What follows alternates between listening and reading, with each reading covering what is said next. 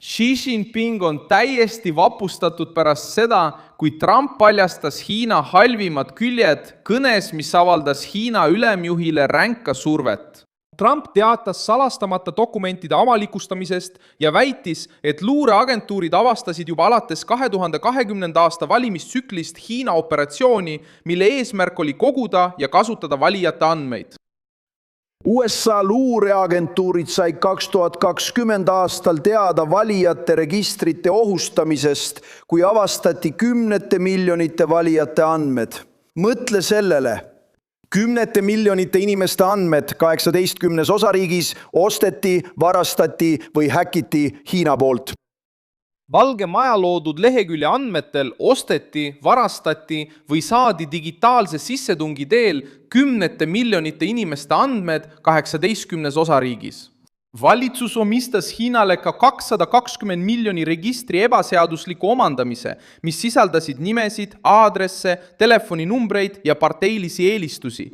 Süüdistus tabas Pekingi ajal, mil Hiina kõrgeim juht püüdis esitada Hiinat kui ebavõrdset. Tehisintellekti turvalise, avatud ja ühisele hüvele suunatud kasutamise eestkõneleja. Tehisintellekti arendamine ja rakendamine ei tohi õõnestada ega kahjustada maailma tsivilisatsioonide mitmekesisust ega erinevate riikide kultuuride ainulaadsust. Me peame kujundama tehisintellekti väärtused vastavaks inimkonna ühistele väärtustele. Ja kasutama tehisintellekti tehnoloogiaid selleks, et suurendada mõistmist, sallivust, vahetust ja jagamist kõikide tsivilisatsioonide vahel. Me peame hoolitsema tsivilisatsioonide aia ees suure hoolega, et tagada iga tsivilisatsiooni ilu hindamine ja jagamine. Kui ta rääkis ülemaailmsest koostöös Shanghais, näitas Trump väga erinevat pilti Hiina režiimist.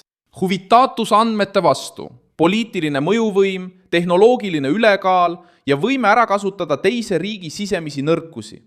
Trump väitis, et dokumendid käsitlevad haavatavusi hääletusmasinates, valijate andmebaasides, valijate registrites ja süsteemides, mida kasutatakse häälte lugemisel.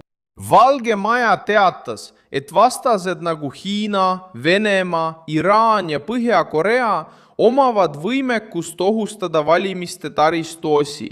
Avalikustamine 18 osariigi kohta esitati osana avastusest, mille tegid Ameerika Ühendriikide enda luureagentuurid 2020 aastal. Valge Maja avaldatud versiooni kohaselt lõi Hiina spetsiaalse üksuse, mis tegeles hangitud failide ärakasutamisega ja juhtum summutati luuresüsteemi sees. Dokumendid hõlmavad 5 peamist valdkonda. Esiteks näitavad need, et mitme aasta jooksul, alates 2020 aasta valimistsüklist, viis Hiina Rahvavabariik läbi arvatavasti suurima valimisandmete lekkimise, mis kunagi registreeritud. Trump süüdistas agentuuride liikmeid probleemi ulatuse pisendamises ja avalikkuse takistamises kogumise ulatuse teada saamisel. Süüdistus on plahvatusohtlik, sest see ei puuduta ainult üksikut sissetungi, vaid laiaulatuslikku andmebaasi, mis suudab kaardistada miljonite valijate poliitilisi harjumusi, asukohta, parteilist kuuluvust ja isikuandmeid.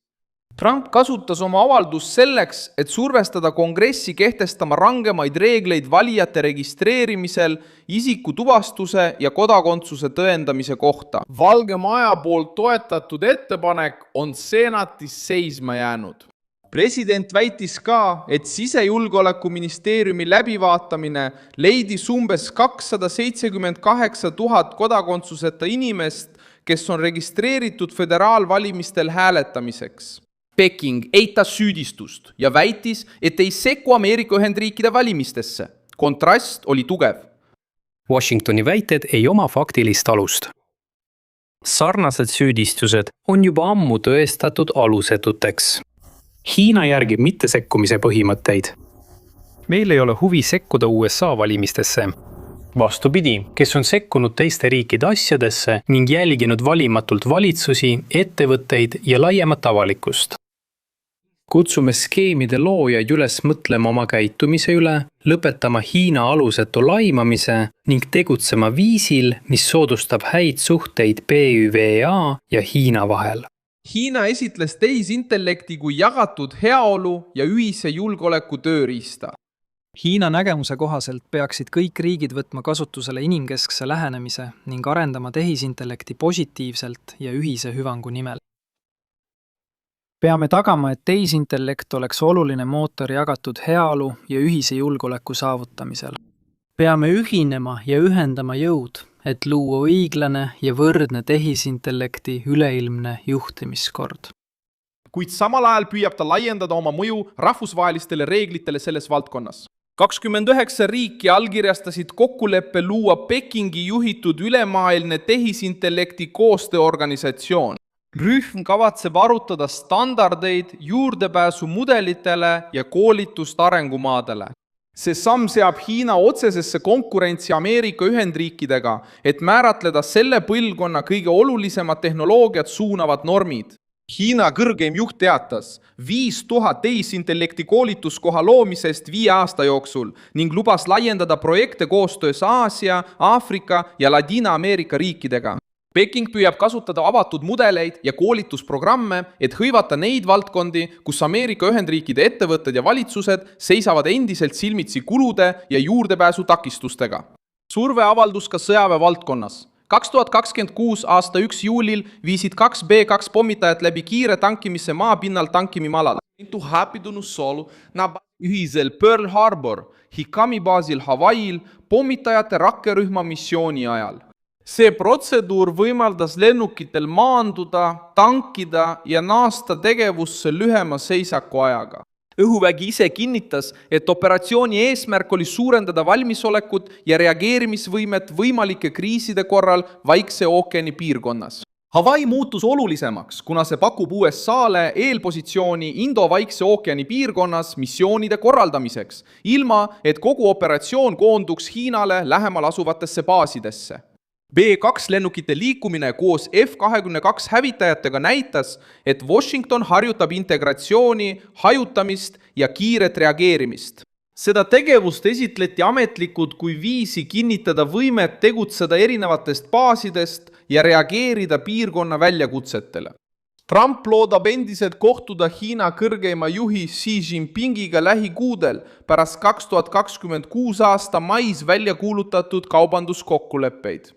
Uus süüdistus valimisandmete kohta lisandub nüüd sellesse läbirääkimisse ja tõstab igasuguse lähenemise poliitilist hinda. Täna õhtul kuulutan välja kriitilise teabe deklassifitseerimise ja avaldamise, mis paljastab meie valimisinfrastruktuuri haavatavused. Samas viib Washington dokumente, uurimisi ja paindlikuma sõjalise kohaloleku Vaikse ookeani piirkonda.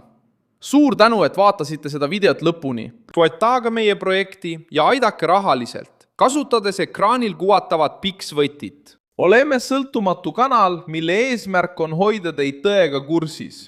Teie panus aitab meil jätkata.